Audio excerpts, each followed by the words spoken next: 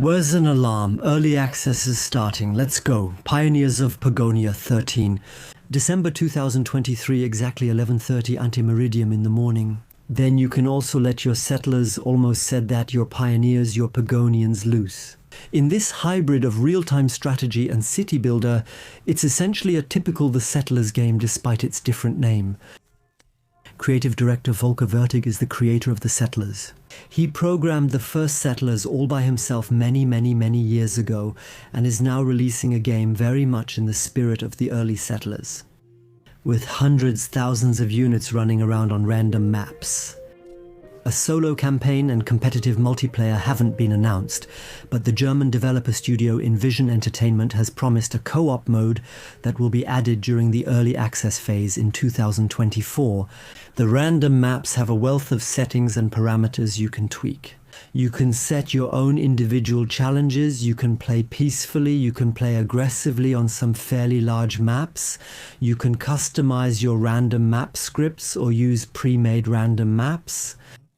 That means you can use the game as a sandbox and play it exactly the way you want to. I've streamed with a preview version and hosted Volker Wertig several times. In this video I'll share tips and tricks for getting started. You start a game with this ship here and all your Pagonian people on board. From there you can build roads, place buildings, and so on. My tip: don't expand too fast, especially if playing against others.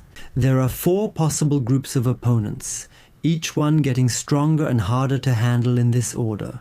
These are thieves, bandits, wraiths, that is ghosts or spectres, and werewolves. Each faction gets harder than the previous one. Which ones you face depends on whether you selected at the start of the game that there are even enemies on the map, and then it depends on which difficulty level you're playing. The early access version has 4. On the lowest difficulty level with enemies enabled, you'll only encounter the thieves and the bandits. Starting from the 2nd difficulty level, you'll also face the phantoms. From the 3rd, you'll also encounter the werewolves. On the 4th, there are especially a lot more of these 2 very difficult enemy types, the phantoms and the werewolves, on the map. Party start. That's why you shouldn't expand, because they won't ambush you right away or immediately enter your settlement. You can use buildings like these are watchtowers, to expand your borders. You need the border stones and the guards who start in this watchtower. That's the unit type for expanding your borders. There are also plenty of other military units, but these are the ones that use the border stones to expand the borders. You can set a focus point by right-clicking here, anywhere you want, and the expansion will go in that direction. Be careful. When you expand and get close to your opponents, at first you don't know where their camps are. At some point it will be triggered, meaning they'll say, hey, there are victims nearby, and they'll come running over to you. From that moment on, you'll be under pressure. The thieves, for example, will try to loot your camp. The bandits will attack and kill your units. Even the ghosts, the shaman, will scare them so much that your units will drop their equipment, sometimes expensive, hard-earned gear. The werewolves bite your civilians, turning them into a kind of zombie, who then run over to the werewolf camp, and once they arrive there, transform. Even lost units such as soldiers can become werewolves. All these enemy types become stronger once they've succeeded. Thieves get stronger when they've ambushed your units and succeeded. So they run into your buildings, take things out, and end up with the stolen goods in their camps. Bandits get stronger when they've killed and looted people, shamans when they've scared people, and werewolves when they've killed your people. The later you encounter these people, the better they spawn. They attack you. Not just randomly over time, but when you approach their borders and when you move your borders and buildings closer to their camps. Expand slowly, starting with scouts. Place this explorer post and explorers will begin from there. You can set a focus point and say here, explore the area to the north, south, west, wherever, and get an overview of the map. Once you have that, then develop yourself strategically. With the watchtowers, you can activate them over here, you can turn them on and off, in the direction where you actually want to go. So please don't just rush out and say I have to expand as quickly as possible, then I won't get attacked so soon. It might actually work the other way around. Next tip, build order at the start. Building number 1, as already mentioned, the Explorer Post, which can be found here at the bottom left, second from the left, Exploration and Expansion, all the way to the right. The resources you need for construction are available in abundance on your ship at the beginning with the basic buildings. You start with a whole bunch of units with people who can already level the ground, do construction work, and take on many professions, so that's really not a big problem. Send the Explorer Post toward where you want to discover something first and move it there. The Watchtower is the second building located on the left. When placing buildings, keep in mind that almost all buildings need to be connected to a road. For example, fields at grain or vegetable farms can be placed without needing a road connection. You can select a building with the left mouse button, move over it and hold down the right mouse button. There you can rotate the building. You can't place buildings on all construction sites. At the very bottom right, there's a tooltip that shows you what could be an obstacle.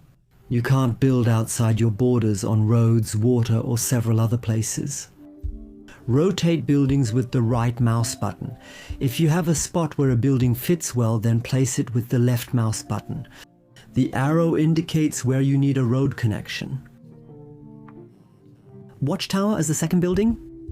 After that, I would recommend that you focus on stones and wood first. You do have a start with both at the beginning, but you will very quickly need more wood and more stones. There's a good feature in the game. If you want to build a building, a resource building that requires certain resources, then you will be shown. Then, when you click on the building, for example here with wood and stones, you will see the wood listed on the left. Then it will automatically be highlighted in red, and white will be highlighted around the resources. White will be highlighted around the resources where those resources are located. Forests are easy to identify. You just look for where the trees are. But it's very useful, for example, with stones, which you can find here. Quarry. There are two types of stones, stone and limestone. You need stone to make boundary markers, and boundary markers are for exploration. Limestone, which is much rarer on the map. You can recognize them by their slightly brownish color, and you'll need them later to make cement. That's an advanced building resource. Not needed initially, but you'll need it later. For example, you can already find limestone here. Your explorers need provisions as a resource, as equipment, which means they can only go out and uncover new terrain tiles for you if they have provisions. Provisions are produced in this building here, which is called the Provision Maker. Like many other buildings, including food buildings, you can choose different recipes here too. For example, you can make a selection here. Whether from bread or from firewood and venison or whatever resources are used, at the beginning you won't have any bread available anyway. You won't do anything wrong if you start here with firewood and all three preset types of meat. In order to produce provisions, you need a hunter, and you can assign a hunter through food and the hunting lodge. And here too the resources, namely the small animals that you can hunt, slaughter and skin, are marked as sacred. They are often, but not always, near forests or on open fertile plains, and you can hunt them. If you overhunt them, they will eventually disappear. If you only hunt small ones or put too many lodges in one area, they may eventually disappear. They will also vanish on their own over time. But it will take quite a while. And basically at the start it doesn't really matter which meat addiction you choose. It only becomes important much later when you have a tavern and start preparing meals there. But one step at a time. You've already built a lumberjack hut at the beginning of your game. The next step in the timber industry is here. I've placed it next to it, a sawmill. In sawmills, products are made from different types of wood. Softwood logs can be turned into softwood beams, and hardwood logs into hardwood boards. Yes, that's right, there are different types of trees, just like in real life, divided into deciduous trees and coniferous trees. You can easily recognize them because they look different. And you can also set it so that firewood is collected here. You don't need that at the beginning of a game, it will slow you down if you check that box. My tip: uncheck firewood initially. You really only need that once you've built a tavern. The tavern will be important later for population growth, but as I said, one step at a time. First, build a sawmill and produce equal amounts of softwood beams and hardwood planks, since you'll need both. Your next step with building resources, so you can actually progress in the building chains, is now the stone industry. You've already placed a quarry at the start of the game. Next, you'll need the building for the stone industry.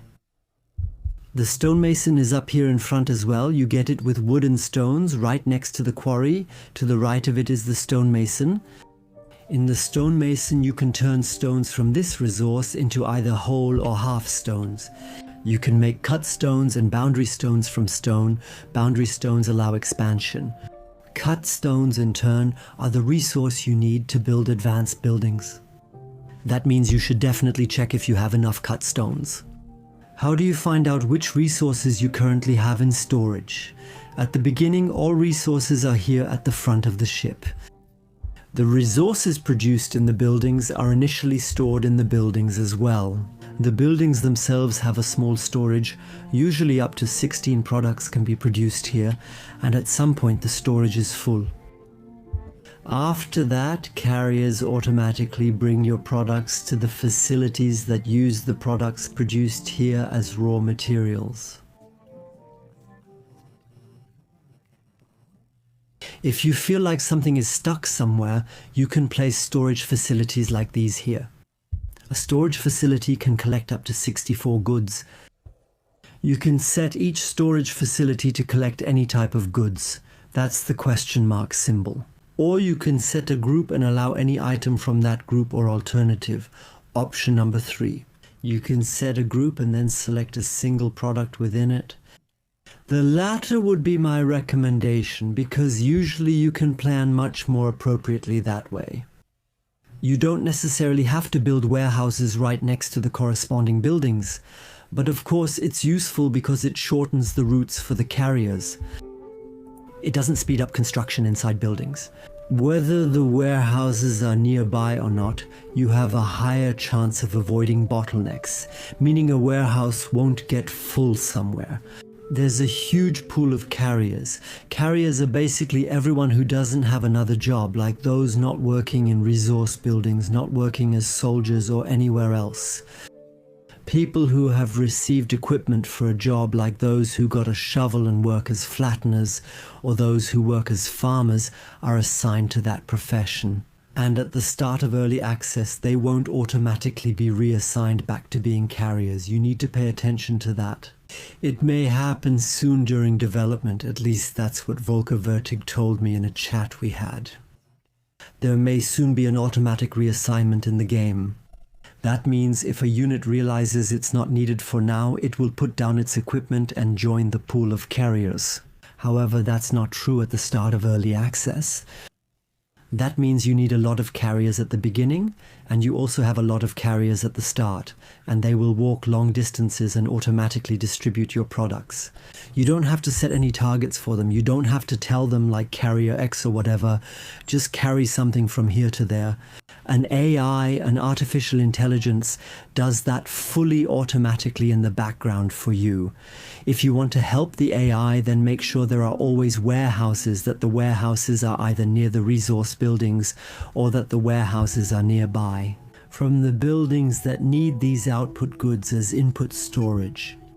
So, for example, if you have a stonemason who produces stones, and you have here, a quarry that produces stones and a stonemason who needs stones, then my tip would be to place a storage for stones either near the quarry, where it is produced as an output product, or near the stonemason, where it is needed as input storage. During early access development, larger warehouses will be added that can store more and a wider variety of products. At the beginning of the early access launch, however, that is not yet the case. The next building I would construct if I were you, so that there are no bottlenecks there either. When constructing additional buildings, the carpenter's workshop comes before the stonemason, because that's where the building stones are produced. And with building stones, as you can see below under equipment and training, the third building from the left, you can build a carpenter's workshop. And in the carpenter's workshop, you need building stones for construction, and you can add wooden gears to the construction. And that's another resource you'll need very soon for advanced buildings. And the next, and then the next, and also the last important resource for building structures is limestone. And limestone in turn you can find down here under wooden stones, and you can find it here at the stone mill. To build the stone mill you need cut stones and wooden gears.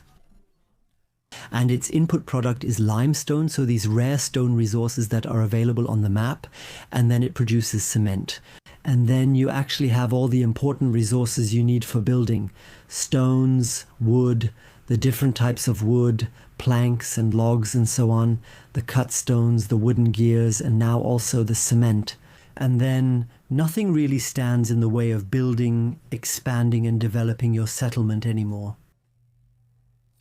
Speaking of carriers and population growth, at the beginning the people you landed here with on the ship are completely sufficient to run your settlement. But at some point you'll run out of carriers, or the people you recruit as soldiers or keep an eye on for expanding your borders. At the top left of the interface you can see the display for carrier residents, and below that the inhabitants available for tasks. Those are the carriers. If you start to have fewer than 100 people there, roughly speaking, that's when I'd say, hey, I could be heading into a dead end. I'll consider population growth. How does it happen?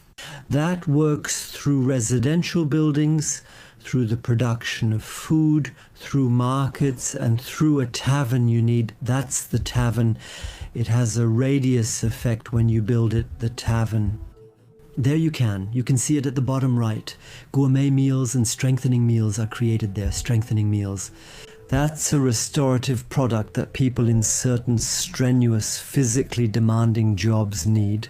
For miners, you'll need a tavern early on as well. In the tavern, strengthening meals are produced and then automatically delivered by carriers to where they're needed, for example to the mines or to the mining operations. What's even more important at the beginning is this. These are the gourmet meals. Here too you can use check marks to control what should be cooked as a priority. Gourmet meals are what people need in order to have population growth. The products that are cooked up front in the tavern by the people working there are purchased by them. Market stalls. These are products like these here. They have to be within range. Near the tavern. At the market stalls, you can choose if all items or only specific products are on offer. You can sometimes specify product types, but handle it however you like. It's not important right now. I always assign a main category to each product at every market stall, then specify further. Deliver whatever is currently available there. Near the market stalls, a market fountain is needed for them to work. There are two well types. One is listed in the food section.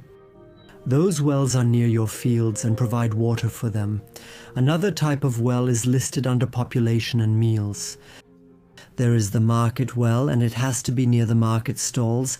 It also has a radius, otherwise it won't work. And then of course the market stalls also need the products that are delivered there. Basically everything works. That means you can get meat from the hunters, and from the gatherers you can usually collect raspberries or stone mushrooms near forests. You can also build grain farms and vegetable farms and set up fields nearby. There are many different ways you can gather food for this. In many other city builders and construction games, we're used to focusing on bread, getting it as soon as possible. Bread is often the key resource in these games. Once you master that and its complex production chain, everything somehow starts running smoothly. That's not strictly necessary. You can make other types of food. The key is having food available. All these different types of food each have a numerical value, which you won't be able to see at the start in the early access version. This will be added later. A feedback numerical value that shows how important the resource is, either as an ingredient for buff meals or as an ingredient for gourmet meals. Each of the resources basically works for both purposes. However, both work differently well for each. Raspberries, sweet raspberries for example, are great for a gourmet meal, while cabbage is great for a buff meal. But basically everything works, which means you can just produce meals with different efficiency from them. But it's not like you absolutely have to pay attention to that or look it up. Which resource do I need for each meal? Just take a look, that's my tip. Don't overcomplicate the game. As beginners, focus on nearby resources, local animals, and what you can gather. Set up the first market stalls. The priority is having the business running. The food is then brought here, and then the meals that are cooked here, especially the gourmet meals, are distributed from here. They must be served at these tables. You can find dining tables here under population and meals all the way to the right. These are the dining tables, and you place them near the tavern within the white circle. When there are meals here, people come here, take a seat, and then the tavern staff come and serve them the appropriate food. You also absolutely need residential houses. Population growth happens in residential houses, and the houses need to be near the tavern within its white circle, otherwise there won't be a baby boom there. And all these residential houses have two values, one that shows you how many people live there, and another value that gradually increases. When this value rises to the threshold of 5, a baby is suddenly born. And that works because the people who live here have settled down, had dining tables, and enjoyed meals together. And that's how population growth happens. It's not absolutely necessary. Don't stress about making sure every house is really close to the tavern. You'll still have population growth, just a bit slower. If you only have a few houses near the tavern, then it will go a bit slower. Owning a few houses elsewhere isn't a problem. The main thing is that you have population growth at all. If you don't, you could end up in a dead end. You might have so few carriers that the whole operation stops working, that products are no longer transported from one building to another. That you have problems, especially when the buildings are farther apart, when you have resource buildings for collecting coal or silver that are farther away. As long as you have a lot of carriers, the huge distances the carriers have to travel aren't really that important. You'll meet many people here on Twitch, YouTube, or in guides. They'll give you these pro-gamer tips and tell you, hey, don't stress, make sure the walking paths are short and try to build as efficiently as possible. You can do all that later. On higher difficulty levels at the start, there's really only one thing that's important, I'm telling you, even if a lot of people tell you otherwise. But I'll just say it like this. At the start, lower difficulty levels. The main thing is that you have enough carriers, then everything will run smoothly. That's the key resource. You don't need to focus on everything in the game, just a few key things matter. You need enough building materials and carriers to construct all the buildings. You have to be careful not to expand too quickly and first gain map knowledge through the explorers. Those are a few golden rules. If you follow those, then nothing can really go wrong on the lower difficulty levels. Here's another quick tip. If you have the problem that you can't place buildings everywhere in tight spaces because, for example, there are trees in the way, and that can happen very quickly, lumberjacks are used to remove the trees. You can't remove them manually, but lumberjacks can do it. That means click on a lumberjack and set the focus on the right to where you want trees to be removed. For example, pay attention here. Up here there's a setting for whether all trees should be cut down or only the fully grown trees. Click to select that all trees should be cut down, not just the fully grown ones. You can remove trees here, build on top, and instantly have new residential areas. Careful, this could get tricky. Pay attention to what kind of trees they are. So, for example, don't give the lumberjack the order to only remove coniferous trees when there are deciduous trees standing here.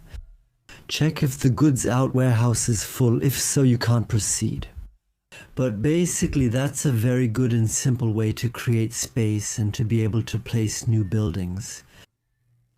Then there's another special feature. There are buildings that don't produce automatically all the time, but only produce things when needed. If you specifically tell them, hey, I need 5 wooden gears now, or I need 3 wooden barriers, you can set that manually there. Here's a quick tip about the shortcuts I'm using. Turn on the user interface, you can get a clear view of your map. And if you take the tool workshop as an example, there you can set individual products, you can set a single hammer, you can set 5 hammers, or you can set it to run infinitely. If you click the wrong thing, just click the X below to remove everything.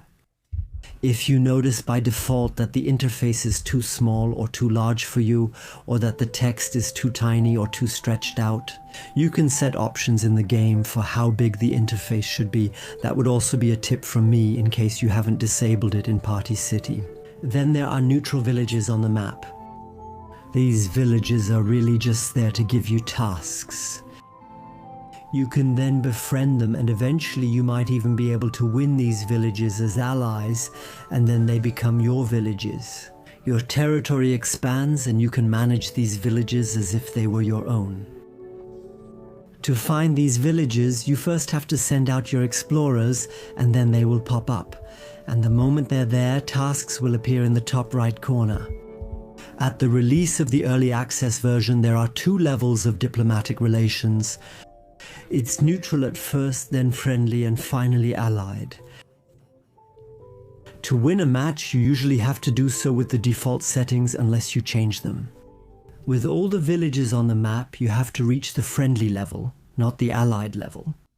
If you're friendly, you can keep playing and still form alliances. Depending on the map size, there are more or fewer villages on the map, and accordingly there are more villages, with which you can make friends or form alliances, are displayed up here. Completing each of these tasks grants a fame bonus, as shown in the tooltip below after completion, plus 30, which means the 100 points you need to become friends. You can unlock it in stages like that. If you had completed this task here, the 30-point task, then it would go up from 80, the 100 would be reached, and you would become friends with them. For some tasks, it's enough to just let them run automatically in the background. As soon as you've uncovered the village, your carriers will bring the necessary goods there. The tasks will then be accepted automatically. For other tasks, however, it's necessary to build a trading post like this one here. There you can initiate a trade directly, and some of these trade missions require you to bring goods, and in return you get the roam points you need to complete the task up here. In rare cases, it is necessary for you to set your borders toward a specific area. There are so-called mysterious places to be found on the map, and one of the tasks up here might be that such a mysterious place. Means that you have to build directly next to it, and then your people will automatically bring the required goods there. So there are a whole range of different tasks that you can do. Attention, I mentioned the enemy types at the beginning: the bandits, the phantoms, and the werewolves.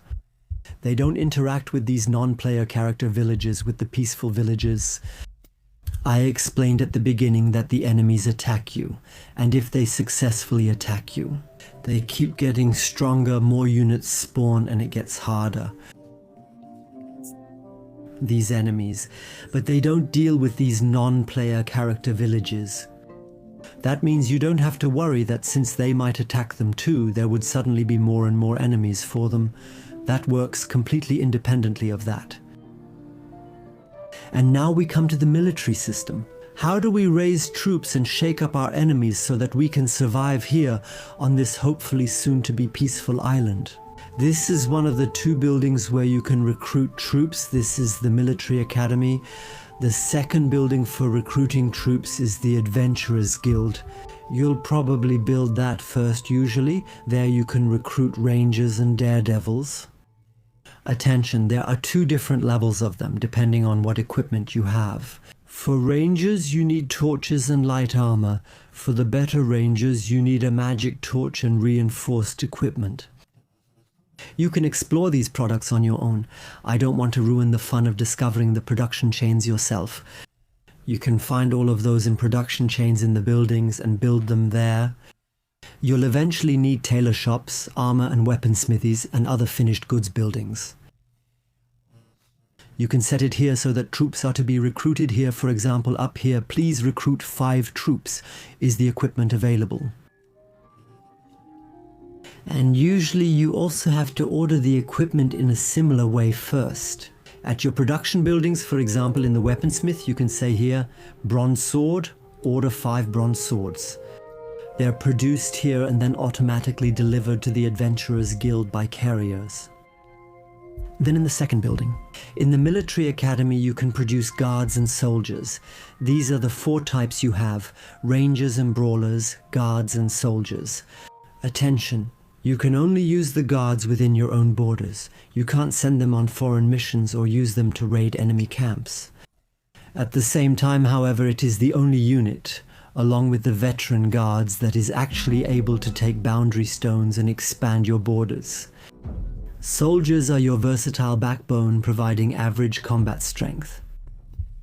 You especially need the rangers to stop the thieves.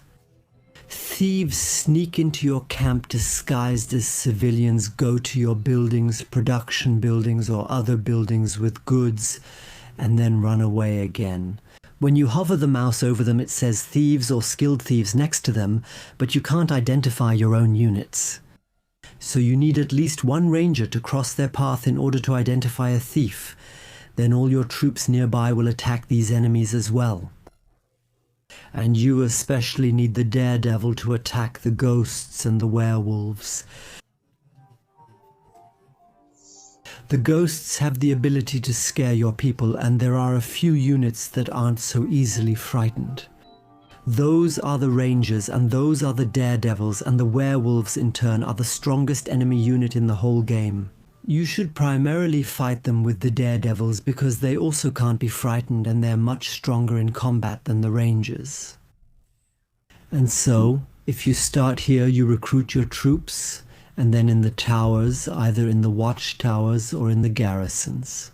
There you can hire your troops, request your troops. So, for example, let's say we have 5 guards here, and they go over there and stay nearby with the squad.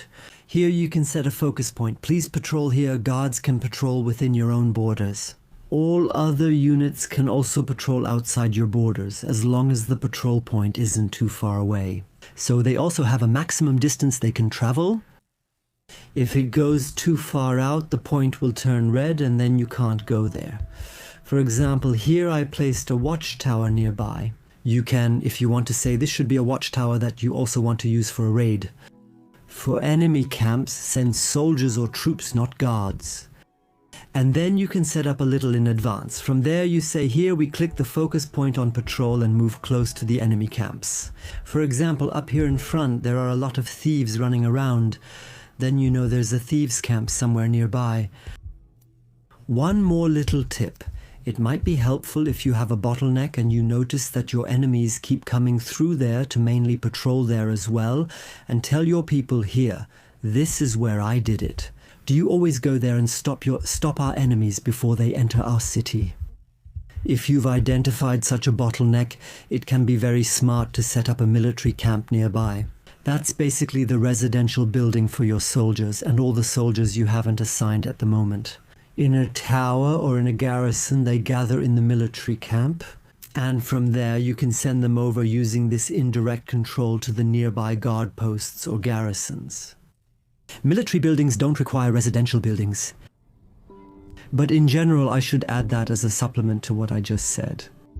If you have production buildings that are far out, meaning far away from your city where you have the tavern and your residential buildings, then it can be a waste of time for your carriers.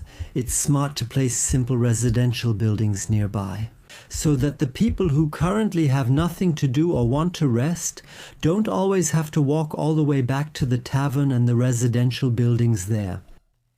You can basically play an entire game without building a single residential building. If you have enough carriers, meaning if you only have a small settlement and maybe you're not playing against enemies and won't be attacked, it's basically possible to finish the entire game without a single residential building, as long as you have the required number of carriers. People who get tired don't go to the residential buildings to take a nap, but instead go aboard your ship. Whether that's advisable and efficient is another question, but in principle it works. This is a good example of how to work with residential buildings. I found fertile soil here and I placed fields here where you can plant wheat. Fertile soil is rare. And I placed a few residential buildings nearby so that people can recover quickly here, and then they can come back up front and run back again to their work. There's no tavern nearby, no population growth, but everything is fine. It works still. A few more sentences about the farms and the farmhouses. Down here, you can click on a farmland through the food menu and slowly move the farmland over the terrain with your mouse. Then in the bottom right, you'll see the type of terrain: fertile, grassland, sandy, mossy, or whatever else. And below that, there's a display with symbols showing which type of plant or crop yields especially high returns there. Basically, you can plant your crops anywhere, even on poor terrain. But of course, the recommendation would be to do it where the yields are especially high, and it's best to experiment a little. So dark green is fertile, light green is grassland, then there's dusty, sandy, and mossy. Just take a look at where the best yields are. After that, click on a field, build it individually, and there you can manually assign what should actually be grown there. However, you can also activate at the farm, at the pasture, or at the grain farm which crops should actually be grown on the nearby farms. You need to build a well near each farm since water is essential here. The water can also be brought from very far away, but it's smarter to place the well nearby. The farms can't be far away. The farmland has to be within this radius, the small mini radius, the small radius, the larger one, and the very large radius. This is a guideline that the developers use to show you what's efficient. The closer you are to your farm with your grain farm or your vegetable farm to the farmland, the more efficient it is until the moment you cross the thick border. At that point, farmers can't reach those farmlands, so it stops working altogether. I would also like to warmly invite you, if you want, to join my Discord server. The link is below in the text thread for Pioneers of Pagonia, to exchange tips and tricks with other people. Maybe also the seeds? To exchange map numbers, your random maps, grab some cool different seeds and try out other maps. You can find tips and tricks there, or check out my Twitch streams where I record live for YouTube. Developers often join as guests. Because I made an agreement with Envision Entertainment, the development studio, that every few weeks a developer from their team will drop by my streams. Then they explain things from the game to you, give you a look behind the scenes, and show you how they work themselves, whether it's on different graphics or programming. Volker Vertig is often there, and you can find recordings on my YouTube channel. You might also want to join on Twitch when developers are guests, or just have a good time with me and the Pioneers of Pagonia community on Twitch. Feel welcome. The link is below. A warm welcome and have a lot of fun with this wonderfully beautiful game, Pioneers of Pagonia.